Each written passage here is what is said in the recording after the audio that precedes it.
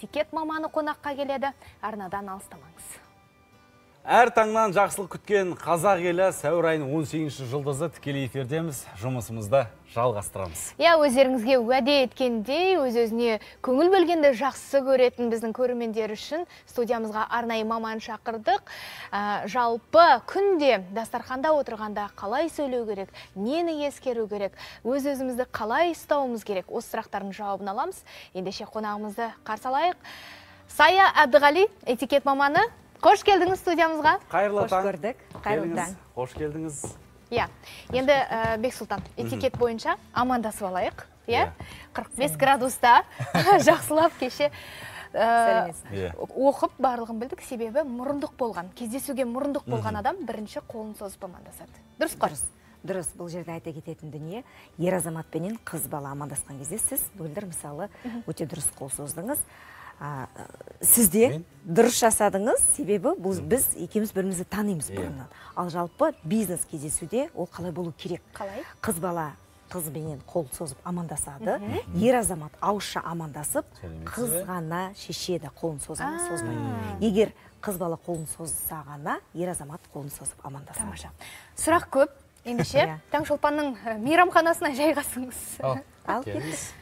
Келіңіз, төрлетіңіз. Мейрамханаға төрлетіңіз. Мөлдір сізді де шығарып салайын. Рахмет, Бексұлтан. Бексұлтан да аяқ астынан сондай керемет этикетті ұстанған жігітке айналып кетті. Нағыз галантты жігіт. Жақсы. Енді Сая ханым, ең бірінші не үшін жайғастық бұл жерге? Өзіңізбен дастархан басындағы жалпы этикет десе, қонақта өз-өзін қалай ұстау керек, сол жағы еске түседі ғой. Ендеше сол туралы бүгін әңгіме өрбітейікші. Жалпы осылай қонаққа келген кезде нені ескеру керек? Өз-өзін қалай ұстау керек, адам қалай сөйлеу керек, іс-қимыл қандай болу керек? Қонаққа келгенде ең бірінші жіберетін, енді бізді сатып жіберетін біздің сондай бір рабайсыз бір қылығымыз бар. Отырып сынаймыз. Ыдыс анандай екен, мынандай екен іздеп қарап кетеді. Көзбен. Көз барлығын сатып жібереді. Қажет емес. Қарап, ана ыдысы қандай, мына қасықтары қандай, ана сынамаймыз. Этикеттің басты ережесі, мен этикетті білуім қажет, және ешкімнен этикетті білуді талап етпеймін. Біреудің этикетті білмегені үшін оны сынауға болмайды. Ол кінәлі емес біздің алдымызда. Сондықтан, енді біз өзіміз қонақ күткенде қалай жасауымыз керек? Қонаққа барғанда, кез келген ортада, тек қонақта емес, жалпы дастархан басында отырысыңыз өте бір салиқалы, әдемі болу үшін қыз балаларға да, ер азаматтарға да міндетті түрде, бірақ қыз балаға аса айта кететін дүние арқаны тік ұстап отыру. Арқаңызды тік ұстап отырсаңыз, өзіңізден бұрын сіздің отырысыңыз, сіздің сөзіңізден артық сөйлеп кетеді. Сіз туралы сіздің деңгейіңізді, жалпы қандай ортадан шыққаныңызды сізден бұрын айтып жіберетін сондай бір әдемі көрініс. Ол үшін арқаны орындықтың арқасына тигізбей отырамыз. Тигізбей отыру. Тигізіп отырсақ біз шалқайып, жантайып, осы бір шашалып отырған әдемі емес көріністе көрінеміз. Сондықтан орындықтың 3-тен 2 бөлігіне отырып, арқамызды тік ұстап отырамыз. Және аспаптарға келетін болсақ, аспаптармен пайдаланатын кезде көбіне енді бізде уақыт өте тығыз, сондықтан маңызды ережелерді айта кетейінші, барынша халық білсе екен дегенді. Әрине. Мысалы, аспаптарды жайған кезде барлық жұп аспапты біз 2-ге бөліп жаямыз. Жұп аспап дегеніміз пышақпен шанышқы, балықтың пышағымен балықтың шанышқысы, еттің пышағымен еттің шанышқысы. Барлық жұп аспаптарды 2-ге бөліп жаямыз, ал тақ аспаптарды, демек мысалы шай қасық дегендердің барлығын, ас қасық дегендерді біз оң жаққа жаямыз. Оң жаққа қоямыз. Оң жаққа қоямыз. Біз әдейі осылай қойып қойдық сізге. Солай айтқан болатынмын. Әдейі дұрыс емес етіп қойыңыздар, біз эфирде оның барлығын дұрыс жайғастырамыз деп. Енді пышақ жайған кезде, пышаққа келетін болсақ, пышақтың өткір жағы өзімізге қарап тұру керек. Мәсіған. Мынау демек дұрыс тұрған жоқ. Себебі сыртқа көрсетіп қоятын болсақ, көршімізге төніп тұрған бір қауіптілік деген секілді түсінік қабылдасады. Белгі ғой сондай. Сондай бір логикаменен байланыстырып, этикетті бір үйреніп алсақ, бұл бір велосипедті айдау секілді. Енді мынандай ғой, мысалы мен оңқаймын. оң қолмен жеймін, сол қолмен жейтіндер. Өте жақсы сұрақ. Солақайларға қала жаю керек. Солақайларға біз солға қарай ыңғайландырып жаямыз ба деген сұрақ туындайтын болса, оңқайлар болсын, солақайлар болсын, барлығына ереже заң бірдей. Себебі бұл этикеттің ережесі мен шығарған ереже емес, бұл әлем бойынша барлығының ұстанатын ережесі бір. Тура жол жүру ережесі секілді. Жол жүру ережесінде солақайларға немесе оң жақтағы рөлдегілерге ереже басқаша жүрмейді ғой. Ортақ. Тура сондай. Енді тамақ ас ішіп болғаннан кейін айтатын комплимент бар, Мысалы, былай қойса, тамақ дәмді болды деген сөз ғой. Мысалы,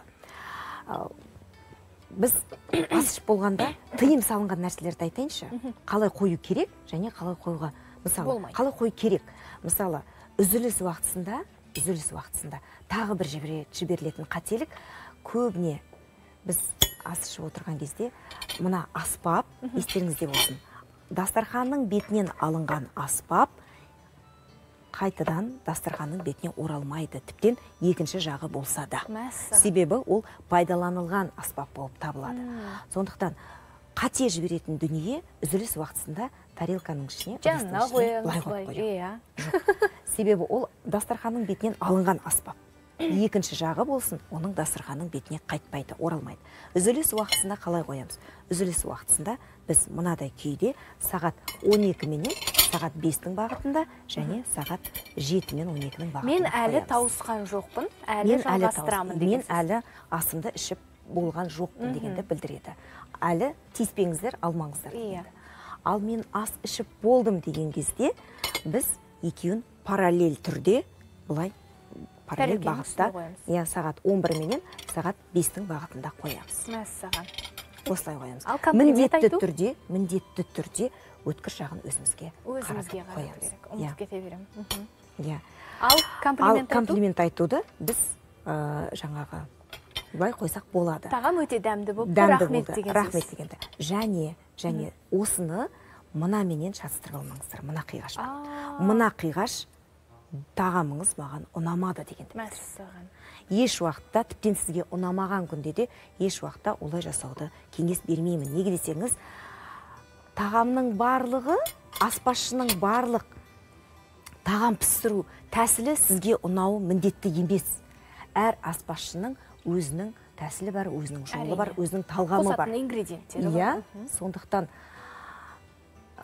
өзгенің талғамы маған барлығы ұнау керек, немесе барлығы менің талғаммен жүру керек деген ереже жоқ. Қандай болған жағдайда да аспазшы оны дайындауға біраз уақыт жұмсады. Еңбегі бар. Еңбек етті. Жақсы. Енді түсінікті, іс-қимыл әрекеті түсінікті болды. Ал сөйлеуге келген кездеші. Мысалы, әртүрлі жағдай болады ғой. Асығыс кез болады. Сол кезде қалай дұрыс ситуациядан шығуға болады? Дұрыс сөйлеу арқылы. Жалпы сөзіңіз салиқалы өту үшін не істеу керек? Сөзіңіз өтімді болу үшін, кәдімгідей сөзіңіз бір орынды, тиянақты, әдемі болу үшін не істеу керек? Менің әжемнің айтатын формуласын атап өтейді сіздерге. Әжем менің қазақ тілі әдебиетінің маманы, филолог кісі болған, Мұхтар Әуезовтің шәкірті болған. Әжемнің айтатын ережесі: ең бірінші бір тілде сөйлеу. Қай тілде сөзіңізді бастасаңыз, шұбарламау. Міндетті түрде. Қай тілде бастасаңыз, сол тілде ойыңызды жеткізіңіз. Таңертеңнен кешке сөйлей беру емес, жалпы мәтінді жеткізу. Егер толығымен мәтінді жеткізе алмай қиналып тұрсаңыз, болмағанда абзацты немесе сөйлемді, бір сөйлемді соңына дейін бір тілде жеткізу. Маңызды емес, қай тілде бастасаңыз, сол тілде аяқтауыңыз керек. Егер сіз ойыңызды жеткізе алмай жатсаңыз, өзге тілді сөздерді араластырып сөйлеуге рұқсат бар деген сөз емес. Ол жағдайда сол тілдегі сөз қорыңыздың аздығы дегенді білдіреді. Сол тілдегі сөз қорыңызды көбейту керек дегенді білдіреді. Екінші ережесі ол паразит сөздерді қолданбау. Паразит сөздерді біз әдемі эвфемизм сөздермен, парасатты сөздермен алмастырамыз. Және үшінші ережесі, ойланып тұрғанда, мына сөздің байланысын жасаған кездегі одағай деген дүниелерді қалыптастыру. Артық дыбыстарды қажет емес. Біздің қайта сол тамағыңызға кеп қалған кезде жұтынып жіберіңіз. Солай үйреніп алуға болады. Сонда сіз бір ойланып тұрғандай, ойыңызды тиянақтап тұрғандай образ қалыптастырасыз. Таза сөз. Пауза жасағандай боласыз. Бірақ ол пауза тым ұзақ созылып кетпеу керек. Дұрыс. Енді адамның сөзін бөлетіндер бар. Оларға қалай мәдениетті түрде жауап беруге болады? Сөз бөлмейміз, әрине. Егер сөзімізді бөліп жатса, біз еш уақытта адамға жаңағыдай ұрыспаймыз. Енді орысша айтқан кезде замечание жасамаймыз дейді ғой. Адамға біз ескерту жасап, үйтпеңіз, бүйтпеңіз деп айтпаймыз. Себебі ол біздің шеберлігімізге минус болады. Сондықтан егер тым бөліп жататын болса, тыңдаймыз. Және оңаша қалғанда ғана ол адамға айтуымызға болады. Мен осындай ойым бар еді, соны жеткізгім келіп еді сізге. Жақсы. Енді сөйлесу туралы айтып жатырмыз ғой. Қазір Қазақстанда 21 миллионнан астам халық тұрады. Бірақ соңғы статистикаға сүйенсек, тіркелген абоненттік нөмірлер саны 26 миллионнан асады екен. Қандай керемет. Демек, әрқайсысы бір телефон ұстайды деген сөз ғой. Енді, демек, көбінесе адамдар телефонмен сөйлеседі. Қазір кездесу қалып бара жатыр, телефонмен айта салу, ендеше телефонмен сөйлесу әдебі бар ма? Әрине, міндетті түрде. Тұтқаны қалай дұрыс алу керек, немесе WhatsApp-та қалай дұрыс сөйлесу керек деген сияқты. Онлайн этикет дейді, оны диджитал этикет деп жатады қазіргі тілде. Міндетті түрде қажетті сұрақ бұл, қажетті ақпарат. Жалпы тұтқаны алғанда ең бірінші мүмкіндігінше тоқтап сөйлесеміз. Себебі біз жүріп бара жатқан кезде ентігіп тұрғанымыз бірден естіледі. Сондықтан тоқтап тұрып сөйлесеміз, мүмкіндік болса отырып сөйлескеніміз абзал. Және адамның көңіл күйі міндетті түрде өзге адамға білінеді. Біздің түрімізді көріп тұрмаса да. Біз қабағымызды түйіп, көңілімізді түсіп сөйлеп түсіп тұрсақ, немесе күлімсіреп сөйлесіп тұрсақ, даусымыздан міндетті түрде естіледі. Сонымен қатар сіздің бір сөзіңіз бар. Тұтқаны алғанда ешқашан алло деген сөзді айтпау керек. Айтпаймыз. Айтпауға тырысу керек. Айтпауға тырысу керек. Себебі ол, мысалы, сіз көшеде танысыңыз көріп қалдыңыз. Алыстан бір-бірін көрсе, алло, мен мұндамын деп жатады. Ей, алло, әй дегенмен пара-пар дүние бұл. Сондықтан бұны бір паразит сөз деп қабылдап, орнына әдемі бір сөзбенен алмастырайық. Мысалы, логикамен байланыстырамыз. Сонда мен не деп айтуым керек тұтқаны алғанда деп. Біз танысымызды көргенде не деп айтамыз? О, сәлеметсіз бе мөлдір, қалыңыз қалай, сізді көргенме қуаныштымын деп. Тура солай әңгімеңізді бастап кететін болсаңыз, сіз тіптен жақсы көңіл күй сыйлап жатырсыз. Және кешіріңіз, сізді мазалағаныма, кешіріңіз, сізді мазаласам бола ма, сізді мазалап тұрмын ба деген сұрақты айтпаймыз. Себебі біз адамға қоңырау шалғанда, біз мазалау үшін қоңырау шалған жоқпыз. Нақты бір сұрақпенен хабарластық. Сондықтан кешіріңіз, сізге сөйлесуге ыңғайлы ма деген сөзбенен алмастырамыз. Кешіріңіз, мен сіздің уақытыңызды алып мазалағаныма деп айтпаймыз. Егер біз мазалау деген сөзді, осындай бір ауыр сөздерді айтатын болсақ, біз сондай әрекетке адамды енгізіп қойып, сондай нәрсе үшін хабарласқандай боламыз. Сөз саптауымызға өте қатты назар аударуымыз қажет. Және SMS жіберген кезде сленгтер немесе қысқартылған сөздер. Сәлеметсіз бе деген сөздің өзін сәл сызықша бе деп жібереді. Сонда еметсіз қайда? Сізге сәлеметсіз деген бірнеше әріптің жиынтығын жазуға менің уақытым жоқ дегенде сезім білдіреміз. Толық жазу керек. Және бөлек-бөлек емес. Сәлеметсіз бе? Қалыңыз қалай? Сұрақ белгісі. Менмін, Саямын. Кетті сұрақ беріп, олай емес. Бір ғана SMS-пенен толық хат жазғандай. Сәлеметсіз бе?